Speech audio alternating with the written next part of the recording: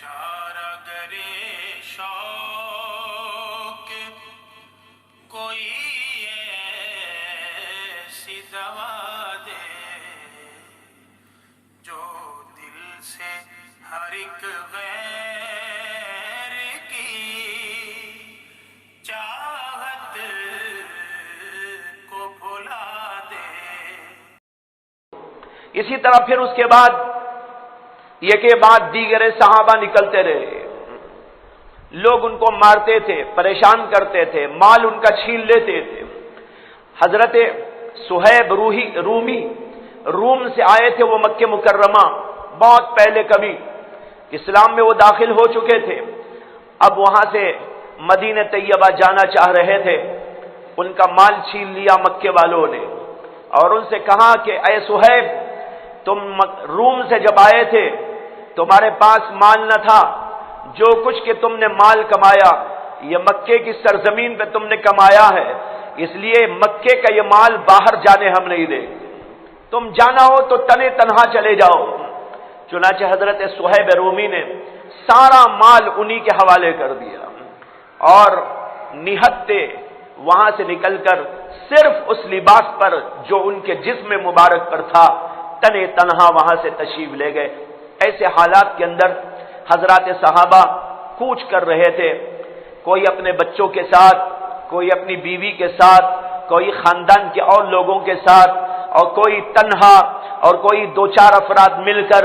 حضرت عمر نے بھی وہاں سے کوچ کیا اور ان کے ساتھ کئی افراد شامل ہو گئے تھے، اور اس طریقے پر یہ کہ بعد دیگرے مکہ مکرمہ ان صحابہ کرام سے خالی ہونے لگا اور ان کے گھروں پہ تالے پڑے ہوئے ہیں، ویرانی نظر آ رہی ہے۔ ایک بار یہی صورتحال کے لوگ نکل رہے ہیں، چلے جا رہے ہیں، ابو جہل اور عتبہ نے کھڑے ہو کے یہ تماشا دیکھا اور عتبہ نے بڑے افسوس کے ساتھ میں کہا کہ یہ گھر جو کبھی آباد تھے اب ویران ہو گئے، یہ دنیا بھی ایک دن ویران ہو جائے گی۔ لیکن ابو جہل کہنے لگا یہ سارا فساد جو یہاں مکے میں پیدا ہوا ہے یہ ہمارے ہی اس محمد کی وجہ سے ہوا ہے، اسی نے تفریق ڈال دی ہے، اسی نے ایسا کر دیا ہے۔ حضور اقدس صلی اللہ علیہ وسلم کو برا بھلا کہنے لگا۔ بہرحال یہ صورتحال پیدا ہو گئی، مکے کے گلی کوچوں میں ویرانی نظر آنے لگی، صحابہ منتقل ہو کر چلے گئے، اخیر میں صرف اور صرف 3 افراد مکہ مکرمہ میں باقی رہ گئے۔ ایک محمد الرسول اللہ صلی اللہ علیہ وسلم، دوسرے حضرت ابو بکر صدیق رضی اللہ تعالیٰ عنہ، اور تیسرے حضرت علی کرم اللہ تعالی وجہہ۔ اور کچھ لوگ تھے جو کافروں کے پنجے میں تھے، ان کو نکلنے کی طاقت نہ تھی، نکلنے کی سکت نہ تھی، وہ وہاں سے کوچ کر کے جا نہیں سکتے تھے، اس لیے کہ ان کے اوپر روب داب وہاں کے کفار کا قائم تھا۔ ایسے لوگوں کو قرآن کریم نے مستضعفین کہا ہے، یعنی کمزور لوگ جو وہاں سے نکل کے جا نہیں سکتے تھے، جن کے پاس طاقت تھی، کچھ پوزیشن تھی، وہ تو چلے گئے اور جواب دے کے چلے گئے، مال کو لات مار کے چلے گئے، خاندان کو لات مار کے چلے گئے۔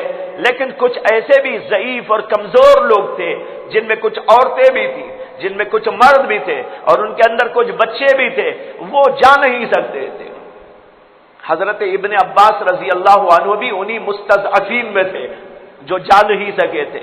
تو ایسے کچھ لوگ تھے، ان چند لوگوں کو چھوڑ دینے کے بعد سارا مکہ مسلمانوں سے خالی ہو گیا۔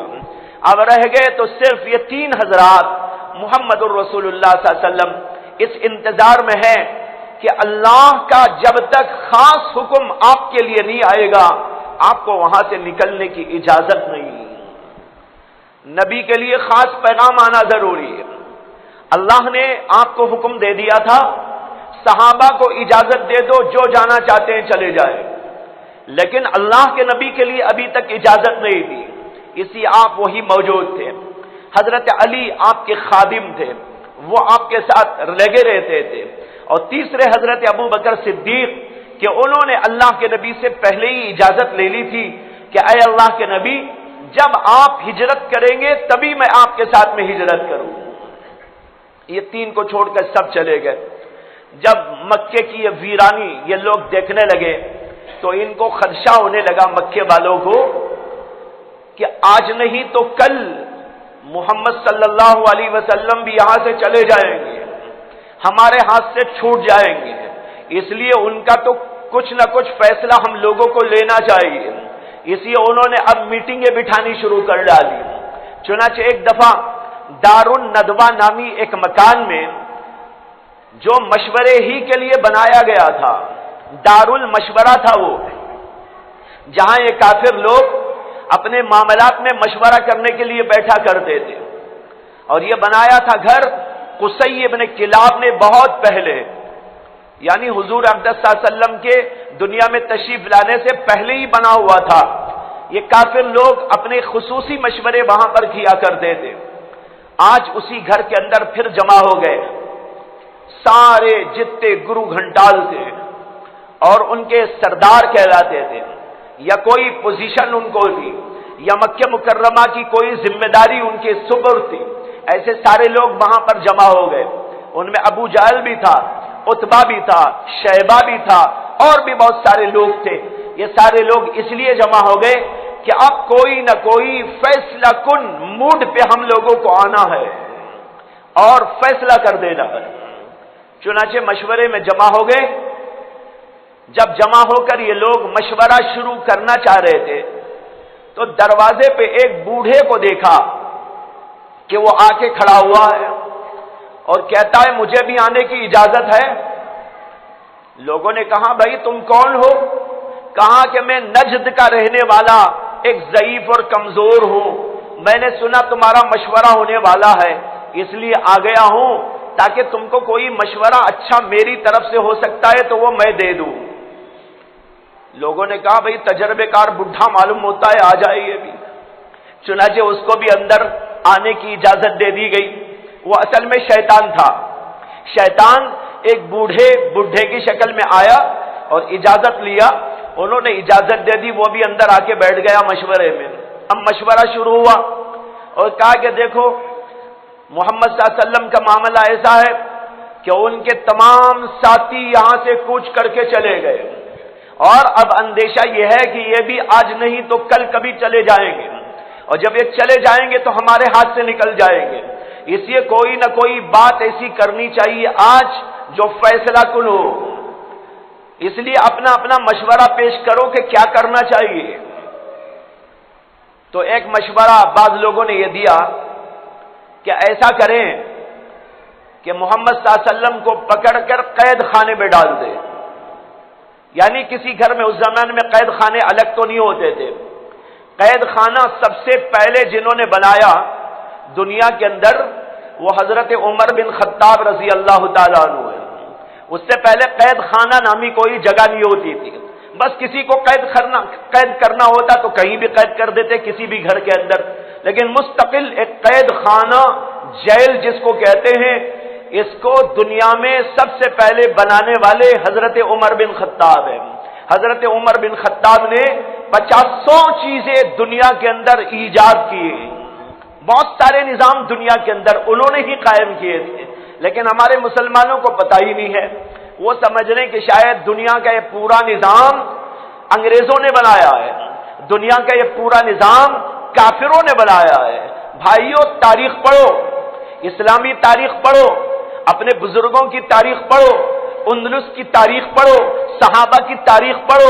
اس تاریخ کے پڑھنے سے آپ کو پتہ چلے گا کہ مسلمانوں نے اس دنیا کو اس طرح آباد کرنے میں کتنا بڑا اپنا حصہ لگایا. اس کے لیے وقت نہیں کہ اب میں اس موضوع پر گفتگو کروں. بہرحال اشارہ دیا میں نے, سب سے پہلے حضرت عمر رضی اللہ عنہ نے قید خانہ و جیل خانہ دنیا میں تیار کیا تھا تاکہ جس کو سزا دینی ہو وہاں لے جا کے رکھا جائے. بہرحال ان لوگوں نے کہا کہ محمد صلی اللہ علیہ وسلم کو, وہ تو صلی اللہ علیہ وسلم نہیں کہتے تھے, یہ میں کہہ رہا ہوں اور آپ کو بھی کہنا چاہیے. جب اللہ کے نبی علیہ الصلوۃ والسلام کا اسم گرامی آئے صلی اللہ علیہ وسلم بڑی عقیدت کے ساتھ بڑی محبت کے ساتھ دل کی گہرائیوں کے ساتھ پڑھنا چاہیے۔ حدیث میں آتا ہے کہ فرمایا اللہ کے نبی علیہ الصلوۃ والسلام نے کہ جو آدمی میرے اوپر ایک دفعہ درود بھیجتا ہے اللہ اس کے اوپر 10 دفعہ رحمتیں نازل فرماتے ہیں۔ تو بہرحال انہوں نے کہا کہ قید خانے میں ڈال دو۔ وہ جو بڈھا بیٹھا ہوا تھا نا وہ کہنے لگا ارے یہ تو بڑا غلط مشورہ ہے، بڑا غلط مشورہ ہے، اس لیے کہ ان کو قید خانے میں ڈال دو گے تو بنی عبد مناف ہمارے اوپر چڑھائی کریں گے اور ان کے جو اصحاب ہیں وہ بھی ہمارے اوپر چڑھائی کریں گے اور کسی نہ کسی طریقے پر قید خانے سے ان کو نکالنے میں کامیاب ہو جائیں گے، تو پھر وہ نکل کے چلے جائیں گے تو تمہارا کیا فائدہ ہے؟ لوگوں نے کہا ہاں یہ تو صحیح نہیں ہوگا۔ پھر کسی نے مشورہ دیا کہ ایسا کرتے ہیں کہ ان کو قتل کر دیں گے۔ وہ بڈھا کہنے لگا کہ اگر قتل کرو گے تو اس کا بھی نتیجہ بڑا خراب ہے، اس لیے کہ تم قتل کرنے کے لیے کسی کو مقرر کرو گے وہ قتل کر ڈالے گا تو بنی عبد مناف اور ان کے جو اصحاب ہیں وہ دیت کا اور قصاص کا مطالبہ کریں گے، یعنی کہیں گے کہ اس کو ہم قتل کریں گے جس نے قتل کیا، تو پھر یہ بھی مسئلہ ٹیڑھا ہوگا۔ تو ابو جہل کہنے لگا کہ میرا ایک مشورہ ہے۔ کیا مشورہ ہے؟ کہنے لگا کہ یہاں جتنے بھی خاندان کے لوگ ہیں، عرب میں خاندان بہت ہوتے تھے، جتنے بھی خاندان کے لوگ یہاں موجود ہیں، قبیلے والے موجود ہیں، ان میں سے ہر قبیلے سے ایک ایک دو دو جوانوں کو مقرر کر دیا جائے اور وہ محمد صلی اللہ علیہ وسلم کے گھر کا محاصرہ کر لے۔ جب وہ رات میں اپنے گھر چلے جائیں محاصرہ کر لے اور جب وہ صبح نماز کے لیے نکلے یا کسی وقت نکلے تو سب مل کے ایک دم ان کے اوپر حملہ کر ڈالے۔ جب سب مل کے حملہ کریں گے تو ہم سے کوئی پوچھنے والا نہ ہوگا، ایک آدمی کرے گا، 2 آدمی کرے گا تو وہاں تو پوچھنے کے لیے لوگ آئیں گے، سب مل کے حملہ کریں گے تو اس سے پر جو ہے کوئی مطالبہ نہیں ہوگا۔ وہ بڈھا کہنے لگا ھذا ھو الرائے، یہ ہے رائے، یہ بڑی بہترین رائے۔ اب اس کے بعد طے ہو گیا اور یہ بھی طے ہو گیا آج ہی کی رات یہ معاملہ کرنا ہے۔ جس دن مشورہ ہو رہا ہے اسی دن وہ یہ بھی طے کر کے اٹھ رہے ہیں کہ آج ہی رات یہ سب کچھ کرنا ہے۔ لہذا جمع کیا گیا لوگوں کو اور نوجوانوں کو تیار کیا گیا ہتھیار کے ساتھ، اور وہ سب کے سب محمد صلی اللہ علیہ وسلم کے گھر کا محاصرہ کریں گے، اور جب بھی وہ صبح میں نکلیں گے تو ان کے اوپر ایک بارگی سب کے سب حملہ کر دیں گے اور قصہ ختم ہو جائے گا اور یہ سارا مسئلہ ختم ہوگا، ان کا دین ختم ہو جائے گا، اور ان کے لوگ جو یہاں سے چلے گئے جب وہ یہ صورتحال دیکھیں گے تو چند دن تک واویلا کریں گے، پھر خاموش ہو جائیں گے۔ اس طریقے پر ان کا دین بھی مٹ جائے گا اور ان کے ماننے والے بھی ختم ہو جائے گا۔ یہ بڑا گہرا سوچا سمجھا ان سب لوگوں کا متفق علیہ ایک مشورہ تھا، اور اس کو طے کر کے انہوں نے وہاں سے اٹھا اور تیار کر دیا نوجوانوں کو۔ یہاں یہ سب کچھ ہو رہا تھا اور دوسری طرف حضرت جبریل امین علیہ السلام کو اللہ تبارک و تعالی نے بھیجا، جاؤ محمد صلی اللہ علیہ وسلم کو یہاں کی پوری خبر دے دو۔ اللہ کے نبی صلی اللہ علیہ وسلم تو بے خبر تھے یہاں کیا ہو رہا ہے، لیکن اللہ نے آپ کو اپنی وحی کے ذریعے سے اس پوری صورتحال پر مطلع کیا۔ وَإِذْ يَمْكُرُ بِكَ الَّذِينَ كَفَرُوا لِيُثْبِتُوكَ أَوْ يَقْتُلُوكَ أَوْ يُخْرِجُوكَ وَيَمْكُرُونَ وَيَمْكُرُ اللَّهُ وَاللَّهُ خَيْرُ الْمَاكِرِينَ۔ اللہ تعالیٰ نے کہا کہ یہ لوگ جو کافر ہیں آپ کے خلاف سازش کر رہے ہیں۔ مکر کے معنی سازش، وَإِذْ يَمْكُرُ بِكَ الَّذِينَ كَفَرُوا، یہ کافر لوگ آپ کے خلاف سازش کر رہے ہیں۔ ان میں سے کوئی کہہ رہا ہے یثبتوک، قید خانے میں ڈال دو، کوئی کہہ رہا ہے یقتلوک کہ آپ کو قتل کر ڈالو، اور کوئی کہہ رہا ہے یخرجوک کہ ان کو جلا وطن کر ڈالو۔ اللہ تعالیٰ نے آگے کہا وَيَمْكُرُونَ وَيَمْكُرُ اللَّهُ، یہ لوگ آپ کے خلاف سازش کر رہے ہیں اور اللہ بھی آپ کے لیے تدبیر کر رہا ہے. اللہ آپ کو بچائے گا. یہ لوگ تو آپ کے ساتھ یہ کرنے کے لیے تیار، لیکن آپ کو گھبرانے کی کوئی ضرورت نہیں ہے، پریشان ہونے کی کوئی ضرورت نہیں ہے. اللہ آپ کے لیے تدبیر کر رہا ہے. واللہ خیر الماکرین، اور اللہ تمام کے تمام تدبیر کرنے والوں میں سب سے اچھا تدبیر کرنے والا ہے. اس سے بڑا کارساز کون؟ اگر مارنے والے چند، تو اللہ تبارک و تعالی ان سب کا بادشاہ ہے، ان سب سے قوی تر ہے، ان سب سے عظیم تر ہے. یہ لوگ تو عاجز و درماندہ ہیں اور اللہ تو قدرت والا و طاقت والا ہے. یہ لوگ کیا کر سکتے ہیں؟ کرنے دو ان کو سازش، لیکن آپ کو مطلع کر دیا گیا. یہ صورتحال یہاں پر ہے. اللہ کے نبی علیہ السلام نے جبریل امین سے بات سننے کے بعد، اور انہوں نے یہ بھی کہا اللہ تبارک و تعالی آپ کو ہجرت کا حکم بھی دینے والے، لیکن ابھی قطعاً نہیں کہا گیا کب نکلنا ہے، کون سے ٹائم نکلنا ہے. اللہ کے نبی علیہ السلام نے سننے کے بعد رخ کیا. دوپہر کا وقت تھا. عام طور پر دوپہری کے وقت میں اللہ کے نبی علیہ السلام اپنے گھر ہی میں ہوتے تھے اور باہر نہیں نکلا کرتے تھے. لیکن آج دوپہری کے وقت میں جبکہ سورج کی شعاعیں تیز تھی، اللہ کے نبی علیہ السلام حضرت ابو بکر صدیق رضی اللہ عنہ کے گھر پہنچ گئے. حضرت عائشہ صدیقہ اس کی راویہ ہیں، اور اس وقت تک حضرت عائشہ صدیقہ کا حضور اقدس صلی اللہ علیہ وسلم سے نکاح نہیں ہوا تھا. وہ کہتی ہیں کہ اللہ کے نبی علیہ السلام ہمارے ہاں روزانہ تشریف لایا کرتے تھے، لیکن آج بے وقت آ گئے. یہ وقت آنے کا آپ کا نہیں تھا. حضرت ابو بکر صدیق رضی اللہ عنہ نے جب دیکھا اللہ کے نبی علیہ السلام بے وقت آئے ہیں، وہ سمجھ گئے کہ کوئی خاص مسئلہ ہے، کوئی خاص بات ہے، اسی لیے بے وقت آج تشریف لائے. دروازہ کھولا، اللہ کے نبی تشریف لائے. آنے کے بعد میں یہ پوری بات بتائی کہ ابو بکر ہم کو حکم ہونے والا ہے ہجرت کرنے کا، اور یہ لوگ اس طرح سازش کر رہے ہیں. اللہ نے مجھ کو اس بات کی اطلاع دی ہے، لیکن کب جانا ہے یہ ابھی طے نہیں، لیکن تم ہر وقت تیار رہنا. حضرت ابو بکر صدیق رضی اللہ تعالیٰ عنہ نے کہا کہ یا رسول اللہ میں بھی تو چلوں گا آپ کے ساتھ.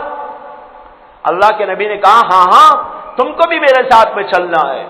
حضرت عائشہ کہتی ہیں کہ یہ سنتے ہی حضرت ابو بکر صدیق زار و قطار رونے لگے.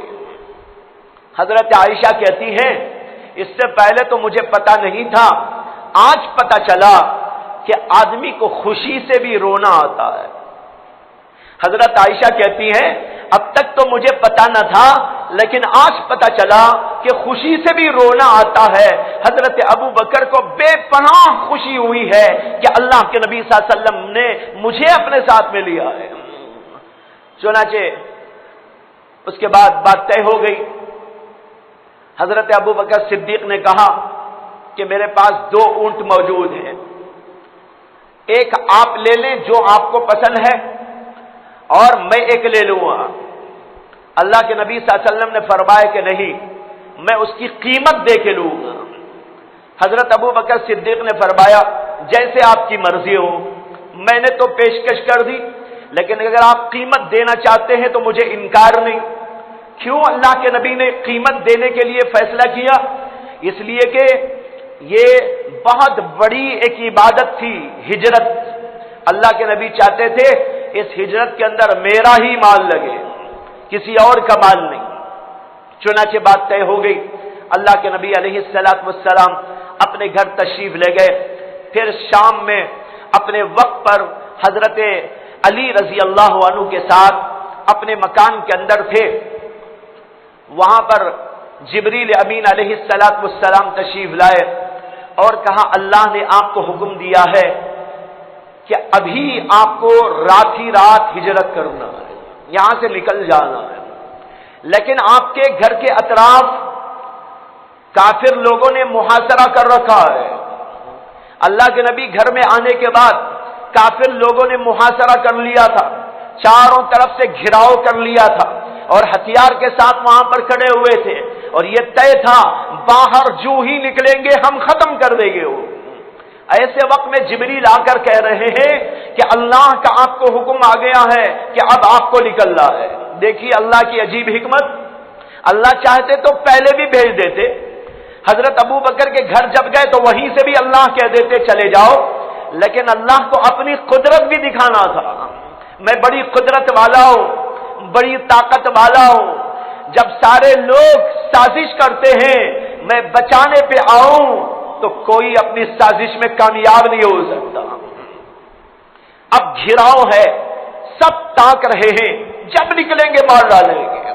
اسی وقت جبریل کہہ رہے کہ اب آپ کو نکلنا ہے۔